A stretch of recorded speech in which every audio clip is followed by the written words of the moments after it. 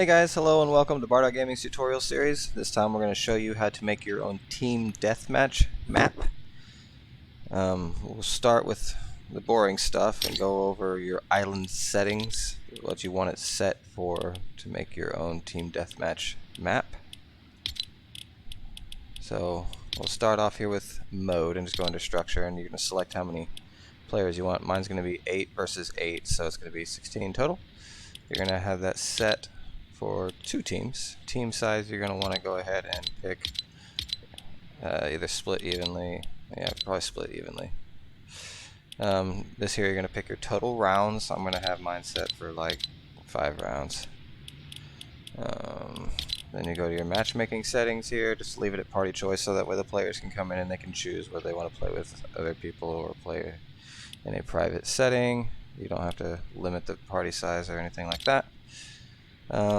Allow friendly fire, no. Team rotation, that doesn't matter.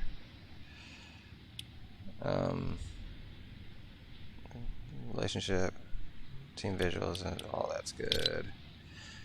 If you don't, I won't use a class modifier for team deathmatches. Some game modes you can make, you can use the classes, but just for generic ones, I'm going to go ahead and not cover that for this particular game mode here. Auto start, game start, all that's fine. Spawning, yeah, just make sure it's set to spawn pads, that's important. Join in progress, you can go ahead and have them just spawn in. This doesn't matter because there's just going to be an unlimited amount of spawns, eliminations. You can have a down but not out if you want. I'm probably just going to have it set to none. That way, whenever somebody dies, they just go back to the spawn and they can select their weapons again. Alright, eliminate players' items is if you don't want people to pick up somebody's shotgun or whatever that they drop when they do that. So just go ahead and put it to keep, so that way when somebody dies, they get to keep the weapons that they had.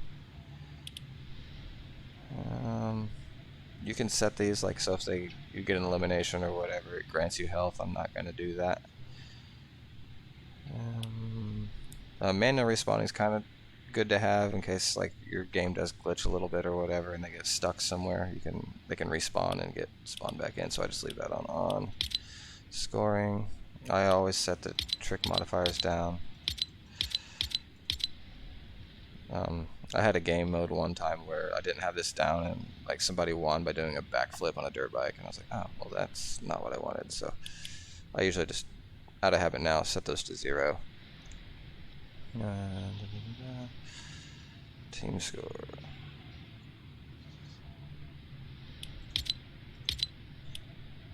Probably set that to on. I am going to leave the elimination score and the assist score at 0 on the main settings. I'll use a score manager, like in game, and adjust all that, so I'm not worried about setting any of that right now. Voice chat's fine. Spectating, you can view.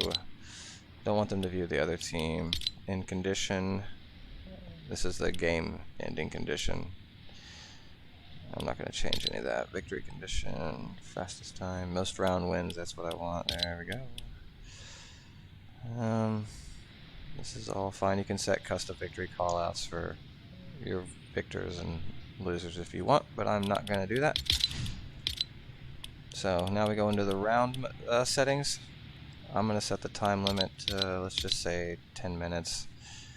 I'm not going to use any of this. I'm going to use in-game devices to end the match itself, so I don't have to worry about setting any of these. So I'm just going to leave that. I will, however, probably change the score to end. And I'll probably set that on, let's just go like 30. That'd probably be a good number. Victory condition, the round win condition. We'll probably set that to score. And if you have a tiebreaker, it's good to have at least a tiebreaker, so we'll probably go with eliminations and then a tiebreaker 2. Let's go with like time alive or something like that. There it is. Okay. Player controls. I don't mess with a lot of these. There are a couple things in the locomotion I do mess with. Make sure their energy is the same. If you want fall damage on or off, gravity, change that. Jump fatigue. I do allow mantling on most of my maps. Hurdling, I go ahead and allow that. Another thing, if you want people to not run out of sprint, which I often do, I will set that down to 0, the sprinting cost per second. So that way it doesn't cost anything to sprint and they can just run forever if they want. Sliding on, slide kick on, shoulder bashing, all that's good. Glider redeploy, you can have that set if you want. I turn mine off usually, and player flight you probably want off, that way players can't just fly all around the map and go to places that you don't want them to go to. You can set custom health if you choose to do that. I just leave it at that. I will, however, set the shields. They won't start with shields, but they can gain shields. And you can change like a shield recharge if you so choose. Probably won't have an overshield. Self-damage, make sure that's all set to 0. You don't want them to self-damage themselves. Pickups, this is another important thing. If you want them to have item pickups, set it that way. Otherwise, if you want them to spawn in with certain weapons that you don't want them to be able to change it, you'll set that to no.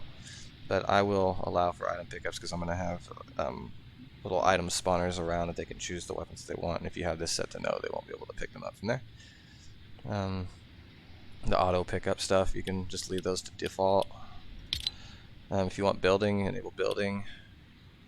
I don't think I'm going to allow building on this one, so I'm going to set that to none.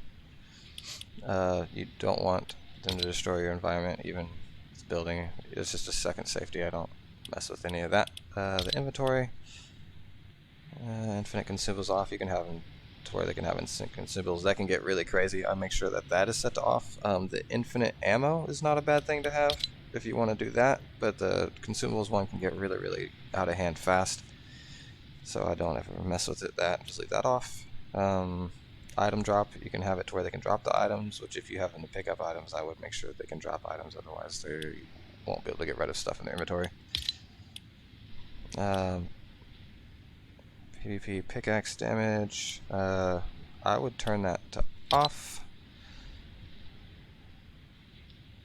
And you can have it on if you want, but the way I have it spawn in and using mutator zones and stuff, I will have that set off. They can start with pickaxe if they want. Make sure that environment damage is set to off, and I turn fire off as well. That way if something catches on fire by whatever reason, it doesn't burn your structure. And then structure damage set to none. So that way all this is set up. I don't think there's anything in here to mess with really. In the user interface, I will change a couple things. You can have this set to score, so that way they know what the points are. The top center scoreboard is the one that shows in the top center, obviously. I'll have that set to off. The max trackers in HUD, I bumped this up to 3, even if I don't use all 3. That's things you can keep track of, like playtime or collecting items or whatever if you want. But I'll just set to 3, even if I don't use them all, because it doesn't really matter. That. Yes. Yeah, that's all fine. If you set to no build, just make sure that you come in and turn all the resources to where they can't see them. Otherwise, it's kind of stupid. And then if you have gold, you can use gold. I'm not going to be using gold for my map, but you can if you so choose. And nameplates are fine. Map. Yep. Okay, scoreboard. Here we go. I'll go ahead and bump these down so that way they're not waiting so long between rounds. Alright, first scoreboard column I'll probably set to kind of mirror what I have as my game winning stuff. So I'm going to set the first one to score. And the second one is probably eliminations, and the third one's going to be time alive.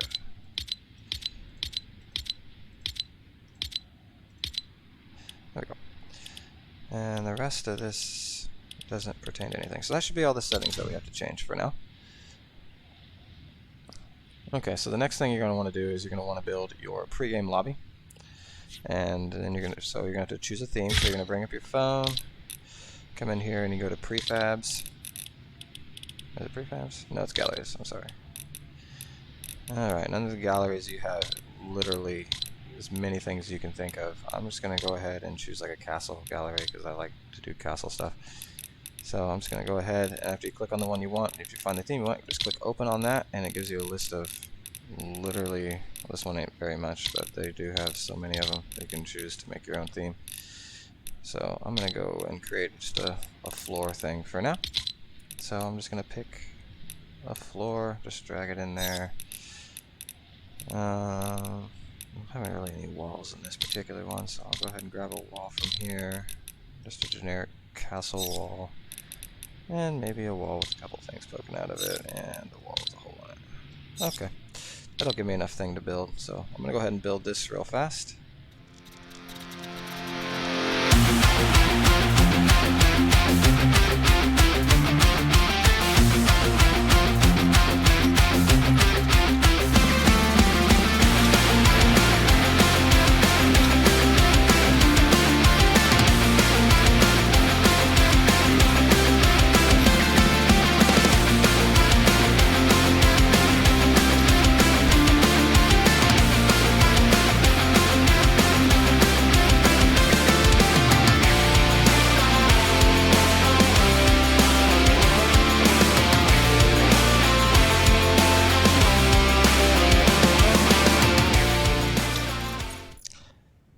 Okay, so now that I got that area built, and I also built a area for where players will go to after they spawn from the pregame lobby. They'll come into here where all their weapons and stuff will be before they actually jump into the main game, which is going to be an area that I haven't quite built yet. But for now, we're going to go ahead and get started with setting them up how to teleport from here to there. And that's pretty simple. While they're waiting in here, I'm going to go ahead and pick up a couple things. I'm going to pick up a mutator zone. Also going to grab a teleporter. I'm going to grab a player checkpoint. And also a channel device. And I'll go over that in just a little bit. Okay, for now, let's go ahead and get this set up. So in this pregame area, which is probably going to be smaller than your other area, you're going to go ahead and set up your mutator zone. And I usually do them upside down. You can go bottom up. It doesn't really matter. It's just personal preference, and I think they're easy to work with from the top down, so I do it that way. And this one I'm going to call the pregame mutator zone. I'm going to come in here, enable on phase. You do not want this enabled yet, so make sure that is set to none for this particular one. You don't want to be able to see or anything. Now, when it comes to zone width, depth, and height, you just want it barely bigger than the building you are covering. Come on. So let's go with that for now. Select a team, any. Select a class, any. No inverting. It affects players, creatures, guards. As long as the players is on, it should be fine. There's not going to be guards or creatures running around in here. Anyway, I don't want people editing it or anything, so I'm going to leave that to normal. They can jump. I'm going to turn that off. That way you don't see the little footsteps running around in there. I think that's kind of annoying. Don't need building on. Right, now we're going to come into here, this little setting, and we're going to enable when receiving from that pregame timers. So whenever that pregame timer counts down, it'll enable this mutator zone. And it looks like I captured it pretty good. You do want the mutator zone to fully encapture the building all the way on top. Come on. And below. Just make sure it fully gets the building. You don't want to like massive and like get into your other areas, because if some of this green goes into an area where people are fighting or whatever, they won't be able to shoot while inside that. So you don't want that. So now I got that set up. Come over to this area here that we've built, and this is where we're going to set up our teleporter device. So I'm going to set that up right there. I'm going to call this, let's call this the pregame teleporter. Okay, now under the settings for this particular one, we're going to go ahead and turn all the group and the target group off. Enable during phase, you do want it enabled. Not like they'll be able to go through it anyway, only whenever you want them to. It doesn't matter the team for this particular one. And make sure the rift is not visible. And you can have it where it plays the effects and the sound effects, that's totally fine. Conserve momentum, I'm going to turn that off. So that way if they're sprinting or whatever, whenever the timer counts down, they're not sprinting when they show up in here.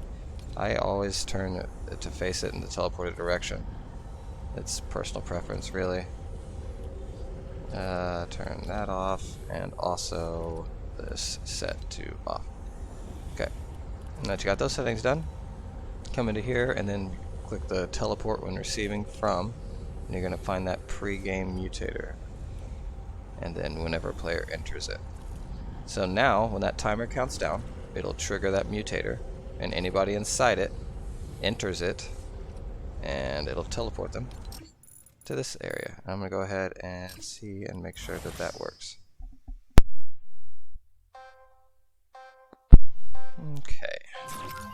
Got a 15-second countdown. This is your pregame lobby area, obviously. So the players will have 15 seconds or however long you decided to pick to run around in here while waiting for the game to start. And it gets down. Oh, look at that. It worked. It teleported me into this building, which I probably made a little bit too big if I'm being honest. But it's fine. But everything works, so we're going to go ahead and end the game there. Back to my island. Alright. Okay. Now that that all works, we're going to go into here and we're going to mess with some stuff in here. So there's your teleporter. Now, to make sure that players will continue to spawn here and not go back to the main area, you're going to set up a checkpoint pad. And you can set it up, you can really put it anywhere you want. I try and put it close to the teleporter that when somebody emerges from it, it registers them. But that's what the channel device is for anyway. And you can set that anywhere, really. I'm just going to set it next to it. You won't be able to see it in game anyway.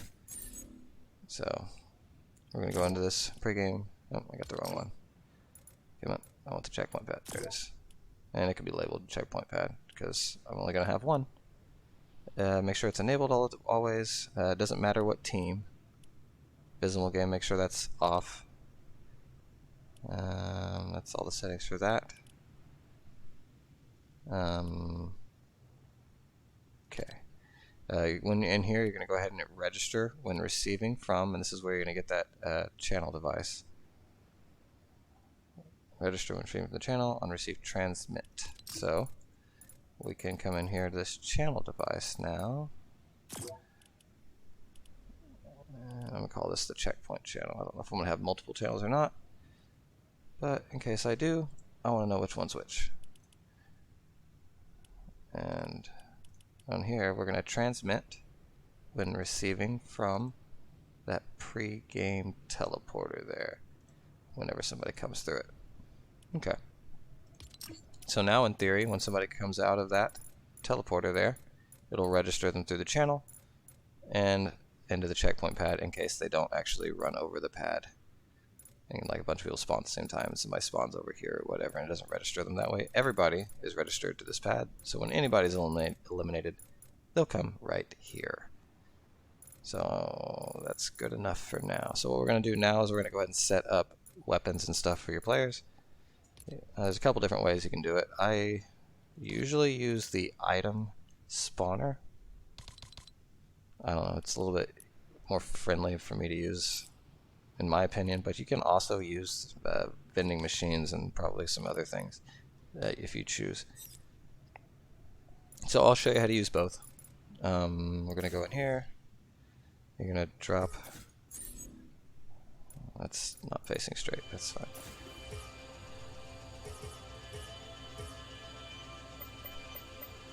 Okay. And let's drop a item spawner too. Okay. So now that you have these set up, they're real easy to use.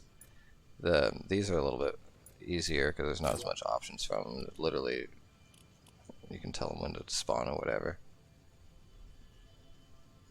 But you're gonna pick the items you want. So you're gonna go into here, go into your weapons or whatever you want to spawn. It could be, doesn't have to be weapons.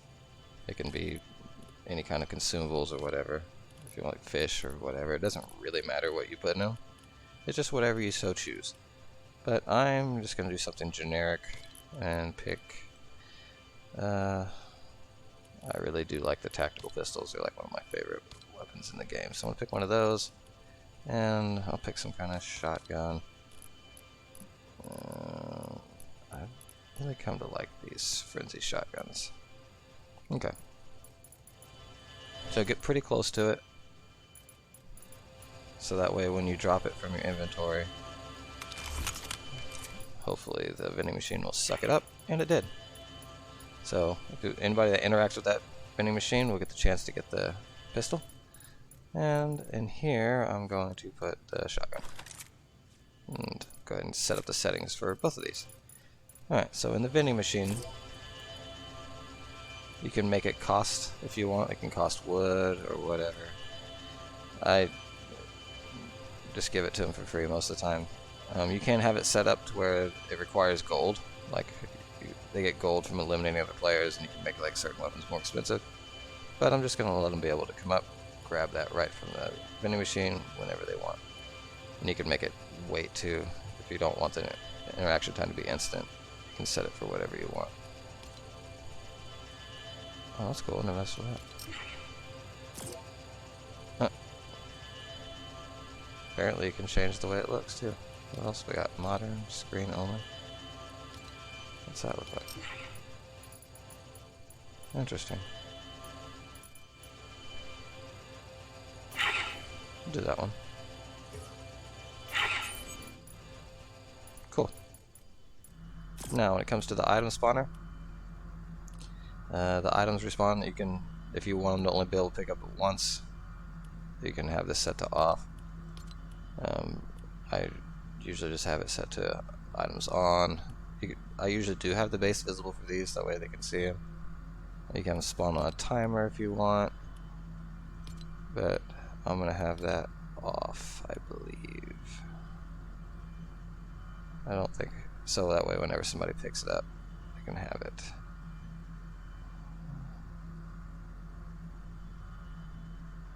And respawn on timer. And again, you can have it cost if you want. I am not going to do that. You can have it set to where everybody runs over, they pick it up. I'm not doing any of that. You can make it as big or small as you want, apparently. Make sure it is enabled at game start. Otherwise, you'll have to have some kind of trigger to enable it.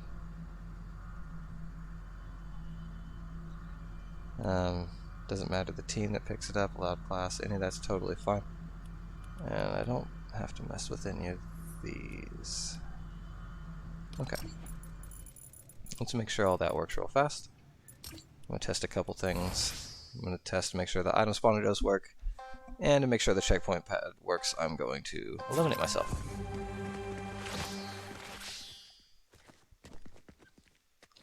We'll just hang out here for 10 seconds or whatever.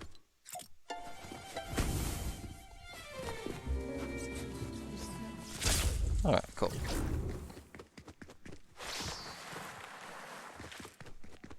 And that is not working. Okay, but this looks like it's working.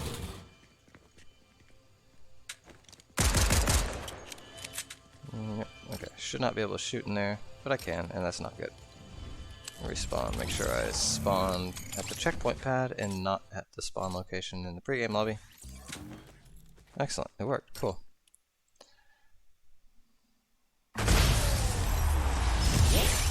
Let's see what's wrong here.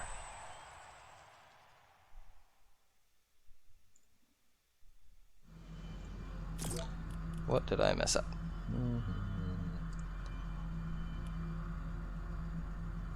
Oh, okay. This is why these are annoying.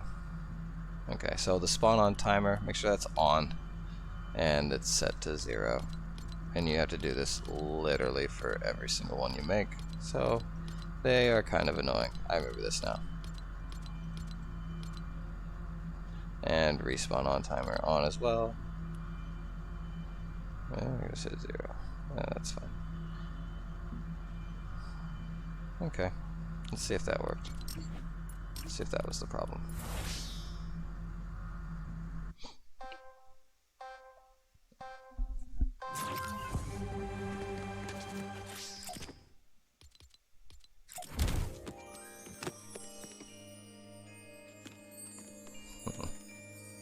This is one of my favorite emotes. Aw. Oh, it's working now. Cool. So I can pick up my shotgun. It drops another one. Perfect. Yep. Grab that. Excellent. That worked. Okay. So, looks like vending machines are going to be the way to go for all your weapon needs. Okay. Now, to keep players from shooting each other while they're in this area, picking up their weapons and all that good stuff, we are going to create another mutator zone.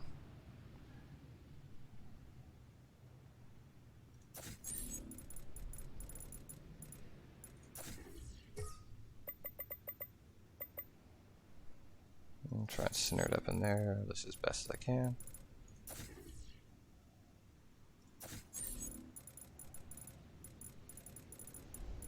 That's not too bad. Probably could stand to go this way just barely.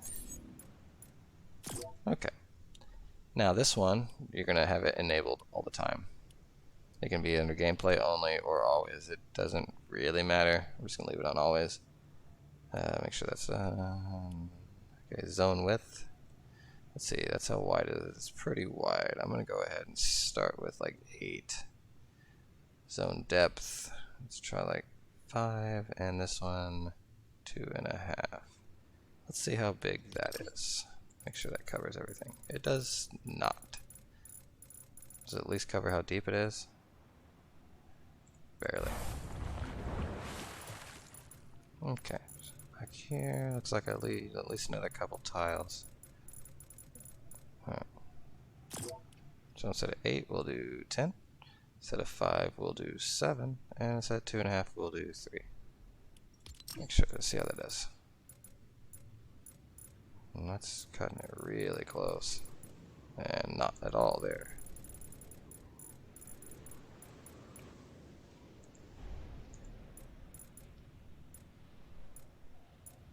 But we caught it on the bottom, so I'm just going to add a half tile in all directions. So we'll do 10.5, well, 10.5 apparently. There we go.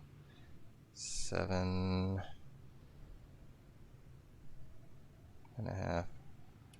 Okay, that should do it.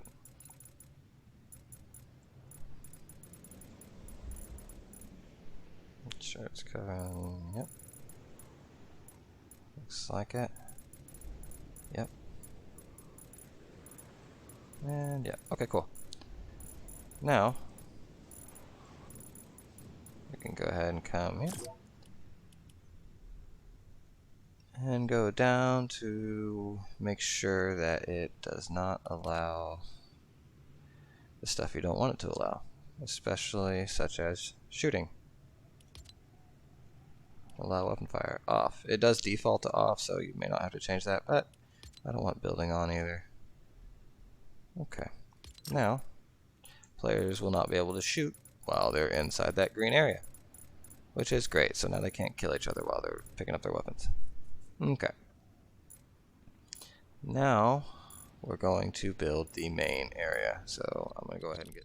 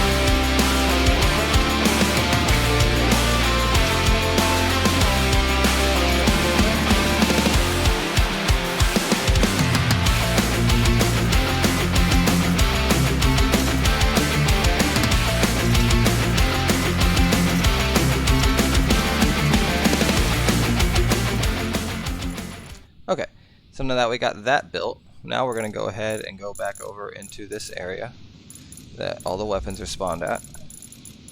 And you're going to create a way for your players to get from here to there. So we're going to go ahead and drop another rift. I find it a lot easier to use. And this one, we're going to go ahead and call this the end game teleporter. And this one is not going to be part of a group, but it is going to have a target group. So go ahead and leave that. You can set that to whatever you want, so long as the other teleporter you make is set to group A. Enable during that, you just leave that enabled at all times. It doesn't matter the team. And you can have two different ones, which actually let's go ahead and do that. So we're going to do this. This is going to be only Team 1's teleporter. So if they're on Team 1, they can go through this. Otherwise, actually, yes, let's just go ahead and leave it like that for now.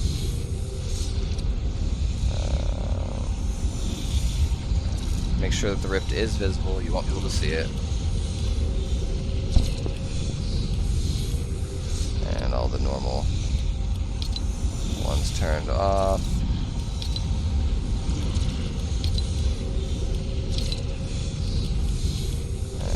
And it's not going to have any special things. So we're going to go ahead and copy this rift. Place another one over here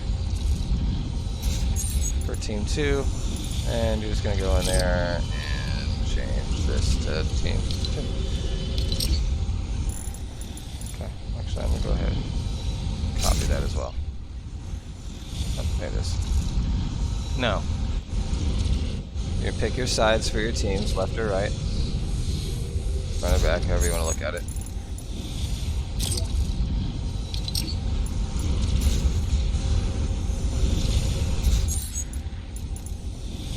Now this one you're going to customize, because that's Team 2's teleporter, only Team 2 can use it. This time, you're going to set the teleporter group to group A, and the target group to none. So that way they can't go back through it. And everything else should be the same. Then you go to the other side, and make another one.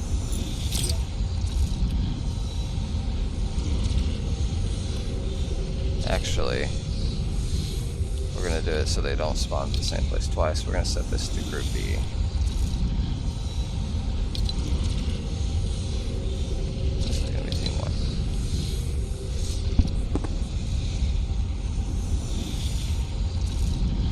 Oh, and also make this not visible.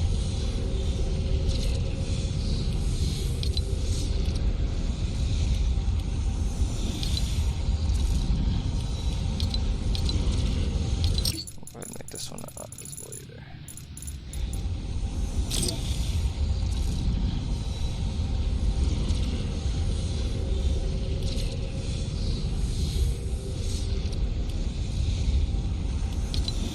Okay. So you don't want players to see the rift after they spawn through it. Okay, now I need to go change. This is Team 1, yeah. Okay.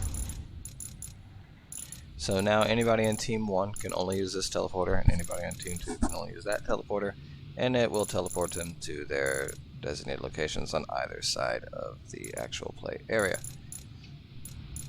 So we got that custom set up. Let's make sure it all works the way it should. And like always, I default to Team 1 when I spawn in.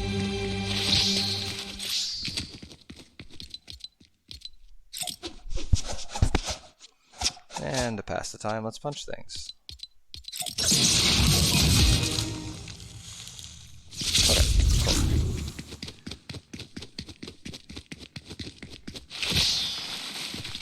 Get my gun. So I'm Team 1, I should not be able to use this teleporter.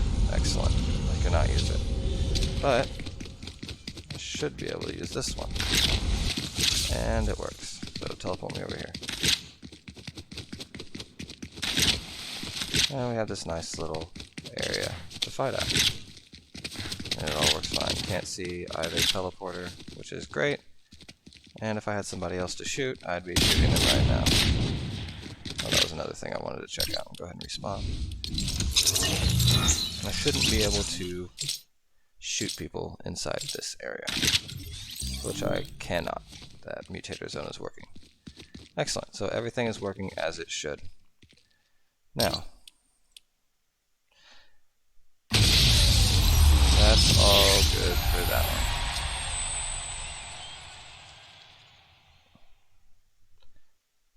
Okay, so I think I'm going to end this video here. We covered quite a lot in this video. The next one will go over score managers and how to give your people score for eliminations and experience and all that good stuff. But thanks for watching. Hope you have a good time creating. And don't forget to follow me on Twitch if you want to watch more like live streams and stuff. I'll be playing. I'm not really good at playing the game. I'm more of a creator, but I do enjoy a lot of this stuff. But thanks for watching anyway, and I'll talk to you on the next video.